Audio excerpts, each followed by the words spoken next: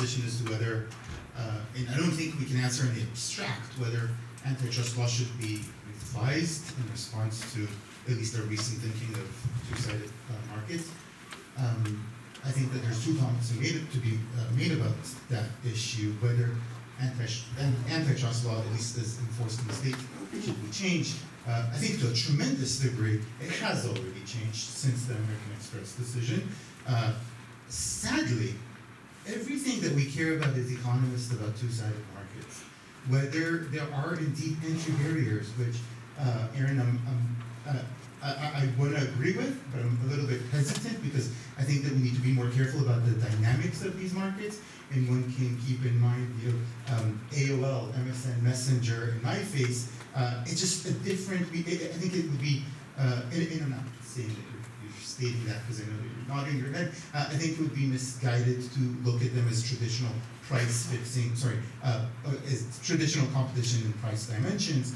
There's a lot of dynamics that takes place where we see sometimes actually that platforms actually enable other innovations, particularly online, to actually reach maturity and reach the market.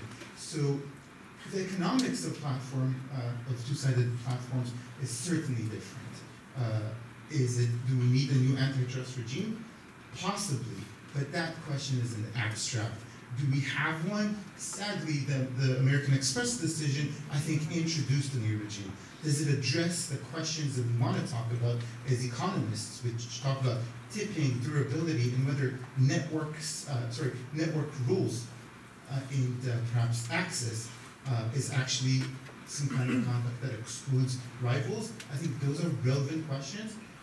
We have guidance from the agencies on on human resources. We have guidance on mergers dating back for 40 years now. That was done with extensive consultation with academics. What we don't have with respect to two-sided market is a process that led to some thoughtful, constructive policy.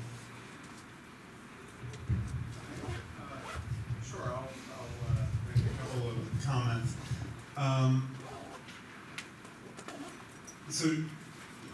So you may, no doubt, platforms do lots of things to try to maximize network effects and get big efficiencies. And no doubt some of those things may look like antitrust violations under some traditional view, particularly if you take a wooden view of antitrust. On the other hand, look, a lot of these restraints that they're going to have are going to be vertical, as you point out, and to the extent that they are vertical, they're likely to be, at least in the U.S., under the rule of reason, which means that all of these efficiencies are going to be very well taken into account, and in fact, it's very hard for plaintiffs to win cases once you're under the rule of reason in the U.S. So I'm not too worried that they won't be able to maximize their network effects. And by the way, it's also, it's not so new in some sense if, for instance, there's a rule that you can't work outside the platform once you've been introduced. If you look at a company that does consulting for another company and puts people there, they would traditionally have in the contract something that said, you can't hire these folks. Now, outside of them having this vertical relationship, that might be a per se violation if two employers came to an agreement that you won't hire my employees. But once I'm doing consulting for you, that's not apt to be it's not a per se case, that's not apt to be a case at all. So I think, maximizing network effect is an important part of efficiency, but it's not so new, and at least in the U.S., it's not likely to be illegal if that's all you're doing. If it's the camouflage for a horizontal price fixing agreement, then it likely is going to be illegal.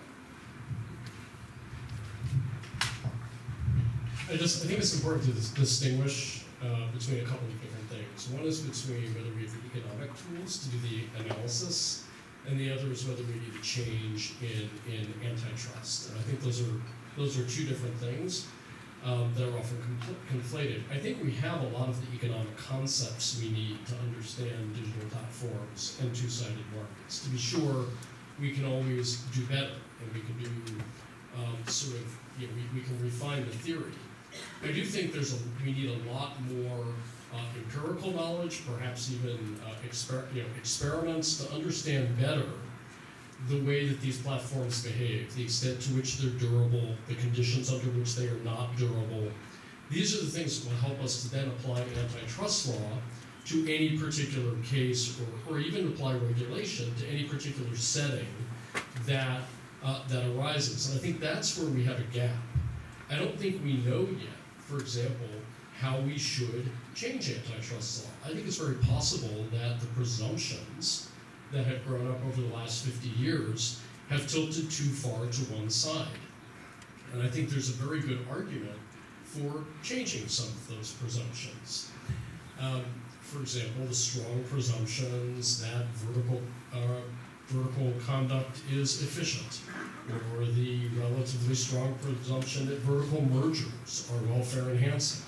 I do think that there are grounds for changing those presumptions, but when you actually get down to specific cases, things get very difficult. So one could say it's too hard to bring a potential competition case. Dennis pointed out this is very difficult. And hindsight is certainly 2020. We look at all these acquisitions of startups and we now decide, hey, wait, maybe this was the great new competitor that got gobbled up. And you could say, well, let's just change the presumption and say, anytime you're a firm with a monopolist in any line of business, we're going to presume that your merger is anti-competitive unless you can show us that it's not, just to take kind of an absurd example. You run a great risk there of cutting off demand for innovation. Startups start up because there's an exit path through acquisition. If you cut off the exit path, you will cut off the production of innovation. On the other hand, to the extent that all of the exit path is to a limited number of big firms that are buying them, you will bias the direction of innovation and the funding of innovation for precisely those firms that are likely to be bought up. And that could be detrimental to society. We have no idea how to make the trade-off and to assess the values to attach to those different things. So to me, it's more of a question of experience and empirical data and making a decision. Every society will have to make this decision differently. What risks you want to run? If you're a society that depends on the exit path of acquisition, you're not going to want to run the risk of cutting off that demand for your startup community. If you're a big, vibrant economy with incumbents and startups and a very diversified economy, you might want to say, we're going to really emphasize the risk of under-enforcement and of biasing the direction of innovation and shift our presumptions. So I do think that we're in an area where we have a lot of the good economic tools to talk theoretically about what the trade-offs might be.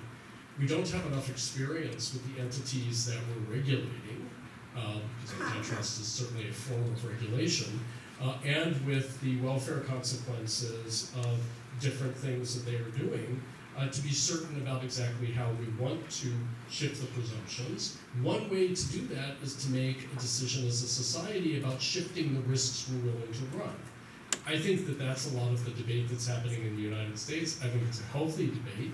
I think we should be shifting our focus from the risks of over-enforcement to the risks of under-enforcement. And I say that as somebody who has represented companies that are digital platforms and companies that are suing digital platforms. Just depends what digital platform you happen to be. But I do think that we will be making a lot of these as a basis of sort of social risk trade-offs, as opposed to sort of rigorous economics telling us how we want to change our